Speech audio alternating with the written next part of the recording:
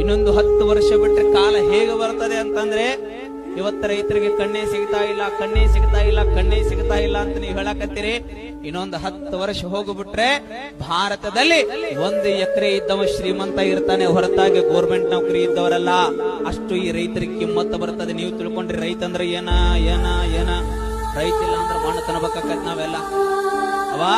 ಈ ದೇಶದೊಳಗ, ಈ ರಾಜ್ಯದೊಳಗ, ಹಳ್ಳಿ ಒಳಗ, ತಾಲೂಕಿನೊಳಗ ನಾ ಹೇಳ್ತಾ ಇದ್ದೇನೆ, ನಿಮ್ಮ ಗ್ರಾಮದೊಳಗ ಗ್ರಾಮ ಪಂಚಾಯಿತಿ ಅಧ್ಯಕ್ಷ ಇಲ್ಲ ಅಂದ್ರೆ ಗ್ರಾಮ ನಡೀತದೆ.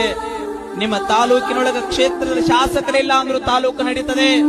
ರಾಜ್ಯದೊಳಗ ಮುಖ್ಯಮಂತ್ರಿ ಇಲ್ಲದೆ ಇದ್ರೂ ಸಹಿತ ಈ ರಾಜ್ಯ ನಡೀತದೆ. ದೇಶದೊಳಗ ಪ್ರಧಾನಿ ಇಲ್ಲ ಅಂದ್ರೂ ಸಹಿತ ಈ ದೇಶ ನಡೀತದೆ.